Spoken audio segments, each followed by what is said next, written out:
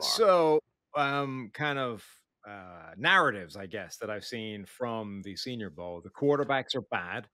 Both Bo Nix and Michael Penix Jr. have not been having good days, from what I can tell. What else have I heard? The Michigan kid whose name just leapt out of my Roman brain. Wilson. Yes, Roman Wilson has been Yeah. carving everybody up, He's to been the point. unbelievable.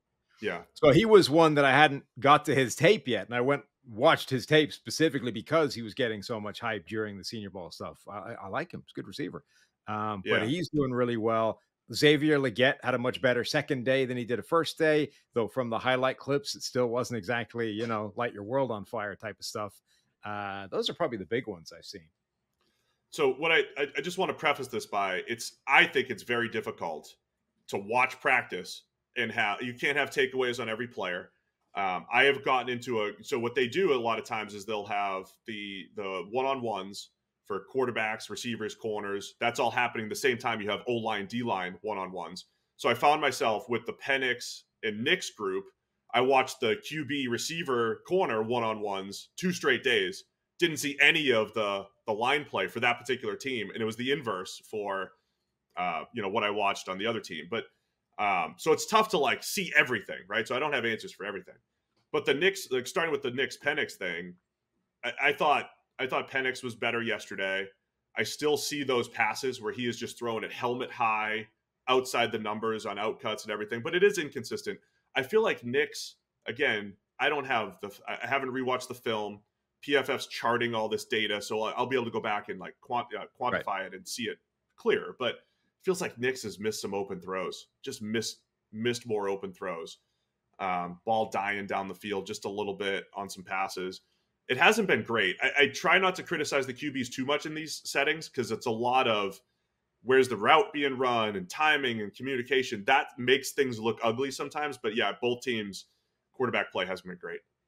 And has Tennessee quarterback Joe Milton been anything other than a human howitzer? Because I saw, they put up the kind of the tracking data and the zebra stuff and all like the fancy numbers on the big screen, and people obviously snap pictures of it. And it was like Right. furthest distance thrown, Joe Milton, highest RPMs, Joe Milton, biggest ball velocity, Joe Milton. Like every sort of large arm throwing fast or distance thing was Joe Milton. Yes. The problem is his longest pass may have been on a slant. It may have been just a slant that he I don't know. So yeah, the inconsistency is still there. I'm just joking, Joe. But yeah, he is. I mean, I was talking to some other people today about him specifically, and it's like he's super fast as well, has the cannon. But same thing on tape. He's inaccurate and doesn't see it all that quickly. Throws it kind of late, right? Those are the opposite of what you're looking for a quarterback, but those are the intriguing tools, right? We have seen as scary as it is sometimes when somebody's like just late within their own offense. We've seen other players like Carson Wentz sped up his process at the NFL level. I think Jimmy Garoppolo sped up his process at the NFL level. So it's doable, but that needs to happen with Milton. So yeah, the accuracy is still an issue. So Milton's on the same team as Spencer Rattler, Michael Pratt from Tulane, and then Bradley Carter. Carter Bradley, sorry. It's back, whatever, from South Alabama.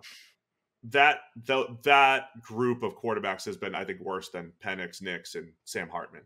That group Really? has been even worse as a group. Like watching that passing attack, that team, the American roster, has been worse than watching Nix, Penix, and Sam Hartman. So Milton's a part of that group. It's just been very inconsistent so far.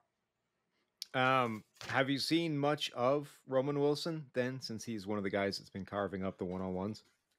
Yeah. So what I'm trying to do is just like highlight this caught my eye, or this is a thing I've seen more than Right. once type of thing. So Roman Wilson, what I've seen more than once is that dude just really snapping in and out of routes, unbelievably, doing a great job.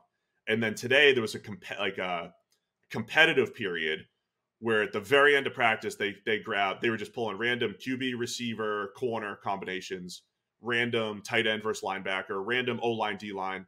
So they were doing offense versus defense. And I think it was Penix threw the ball and it was down and away and behind Roman Wilson, and he just one-handed it along the sideline. I don't know if that made it to Clip. TV. It did. Yeah, It is. I have It's no idea on. what's been clipped. It's a clip on, yeah, it's out there. It looked, I mean, I I assume somebody must have put it out there. It was insane, but without making it very much about myself, it was very reminiscent of the first touchdown I ever scored in the Irish American Football League, right? He seemed to yeah, stumble out of his break or something, and when he turned around, the ball was like already here, and it was like yeah. he just turned around and snagged it as he sort of, oh look, the ball's right here.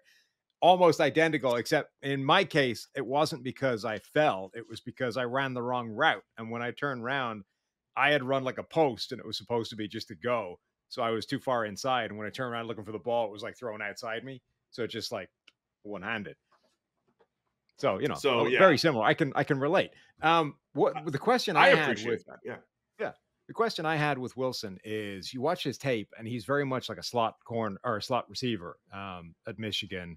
And generally, right, he's built that way. He's short, he's 5'10, 185 pounds type of thing. He's prototypical slot corner. But when you start doing the one-on-ones, you get a lot of press coverage. You get the kind of stuff that those guys don't see outside or even at all if they're playing in the slot in college. Has this 2 days of practice done anything to change the idea that he might just be a slot receiver only at the next level? Because I've seen comps to Tyler Lockett, right, which is a similar size player who hasn't been a slot receiver at the next level, even though he's a slot like body type and body shape. yeah. It's another one I would have to go back and look at the tape specifically to just isolate press. But yeah, they've had him working on the outside, and I don't think it's been an issue. It feels like every time I'm looking up, he's running a dig and he's open, or a slant and he's open, out cut, whatever it might be. So I think this week has helped Roman Wilson quite a bit. So and even in that particular area, and they do a good job here too of moving guys around. They playing in the slot, playing outside. Right. The one-on-ones are interesting because you see guys like wide open on a slant, and there's no linebackers there. There's no it's a little different, but you just want to see their movement and their ability to separate. And through that lens, Wilson's had a great week. Let me tell you about our friends over at Prize Picks real quick before we get into some more receiver play. Patrick Mahomes free square. This is what's happening. If Mahomes throws for 1 or more yard, you win. That's it. Add an extra layer of excitement to the big game with Prize Picks and take advantage of their exclusive Patrick Mahomes free square offer. If Patrick Mahomes throws for more than 1 yard during the Super Bowl, you win. You can win a prize by rooting for one of the best quarterbacks in the NFL. Don't miss your chance to get in on the action and win big with Prize Picks. So sign up now, claim your free square. Prize Picks is the largest daily fantasy sports platform in North America, the easiest and most exciting way to play DFS. It's just you against the numbers. Pick more, pick less. It's that easy. Instead of battling thousands of players, including pros and sharks, you pick more than or less than a 2 to 6 player stat projection. Watch the winnings roll in. So if you want to play alongside some of Prize Picks' favorite players like rapper Meek Mill and comedian Andrew Schultz, you can do that under the community plays under the promos tab of the app to view entries from some of the biggest names in the Prize Picks community each week. Prize Picks even offers a reboot policy so the entries stay in play even if one of your players gets injured. For football and basketball games, if a player who exits the game in the first half doesn't return in the second, that player is rebooted. Prize Picks is the only daily fantasy sports platform with an injury insurance policy. So you go to prizepicks.com/PFFNFL, use the code PFFNFL, get a first deposit match up to $100. It's prizepicks.com/PFFNFL, use code PFFNFL, get a first deposit match up to $100. Pick more, pick less. It's that easy over at Prize Picks. Yeah, Sam, do you have another question? No, I was going to say that rather than me asking you questions about guys you haven't necessarily been paying that much attention you're to, better. Why don't you tell me who has jumped out to you let's do it the other way around. You're right. Let me go through my list here. Starting with running backs on that national roster. Marshawn Lloyd at USC. We had Jim Nagy on the show last week. He said he's the best running back in the draft. He's had some highlight moments out of the backfield, two-way goes. You see a lot of two-way goes here in one-on-ones. You see a lot of wheel routes. He's been open on both. And then Dylan Lobb, the running back out of UNH, who, shorter, pass catcher type of running back. I think he had 600-700 yards as a receiver last year at UNH. He's shown those skills, broken through the line a few times.